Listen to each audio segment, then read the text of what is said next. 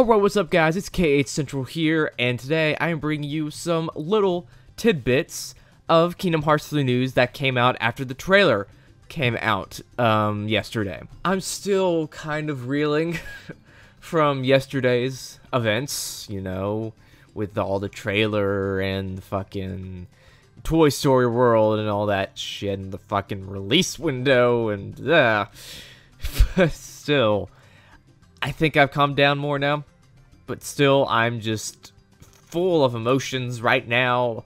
As you could tell from yesterday's reaction video and my full-on news video about it, I was full of a lot of emotions, so I am still kind of reeling from all that, but yeah, just, the trailer looks so fucking good! So yeah, with that out of the way, I got three little news stories for you guys today, just little ones, but still I wanted to talk about them nonetheless, because I think they're interesting, and I just want to talk about them in one video, since I don't want to make like 5 videos on it, because that's just not what I am. So yeah, why don't we just get into it? So the first story I want to talk about with you guys today is that Tetsuya Nomura was doing an interview with IGN today, after the whole D23 thing happened and the trailer was out and everyone got to see it. And in this trailer, he brought up 2 main things that I want to talk about.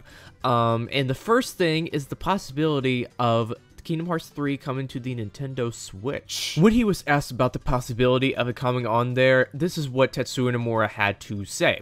The Nintendo Switch is definitely a very interesting piece of hardware, but if we lightly say, oh yeah, we'll be on the Nintendo Switch, I'm sure people will come back and say, but what about the PS4 and Xbox One? We want them out first. Don't focus on other platforms.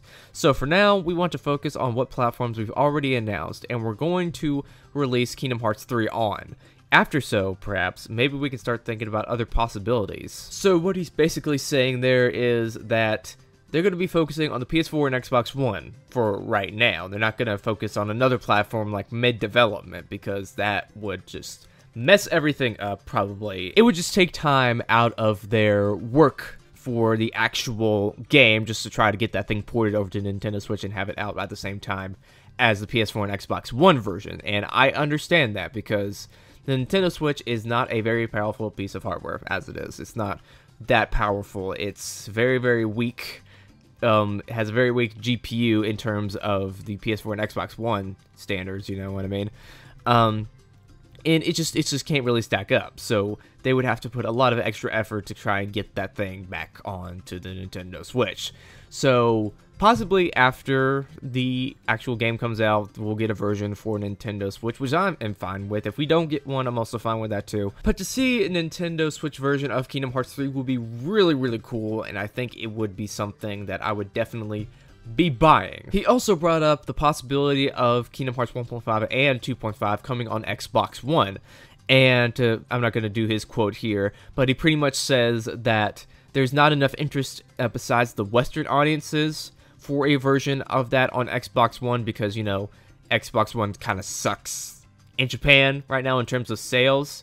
So I think they're probably going to skip out on that for that reason, which I guess I'm fine with, but still, you're releasing Kingdom Hearts 3 on the Xbox One, so I don't understand why you wouldn't release a very vital piece of story on a fucking Microsoft console, you know what I mean? I would also like 2.8 to come out to the Xbox One too, since that is a very vital piece of information for story revolving Kingdom Hearts. But that's just me, you know what I mean? So yeah, we may not be able to see it because Japan may not want it, and they gotta have it like for all territories, I guess. Then we move on to the part where they discuss multiple playable characters in Kingdom Hearts 3, and this is what he had to say. So, it will be tough to introduce many multiple playable characters, but there is an intent of adding a playable character aside from Sora. Unfortunately, we're not able to disclose who that is yet, but it will be another playable character. So, apparently, we're going to be playing more than one person in this game, which is really nice to hear, and I think we've actually kind of known that for a while now. I remember hearing something about that a while ago, but still, we get to now know that we are going to have a new playable character in this game, and that's probably going to be Riku, more than likely, in my opinion, because from the stuff that we saw at the end of 2.8, we saw that Riku and Mickey are going into the Realm of Darkness to go try and save Aqua from there. So we're going to be probably seeing their adventures in there with Riku and Mickey, more than likely. That's just my opinion. Then he goes on to talk about the multiple playable characters at once in your party, because if you did not notice in the new trailer, they showed off some multiple playable characters, more than like 3 in a party. And he says that this multi-character party system will be a replacement for D-Link from Birth by Sleep. So if you liked that mechanic, maybe we'll have some vein of that in here. And he says that up to 5 people can join. I don't know if he is including Sora. I'm guessing he is including Sora in that, because that's what they show off in the trailer. So that's pretty awesome right there too, man. Up to 5 people in a party at once. That is fucking unheard of. And finally, let's talk about the gummy ship in Kingdom Hearts 3, because they discussed that in here too, in the Game Informer article, but still, he talks about it. He doesn't really say much in terms of what it's going to be like and how they're going to do it,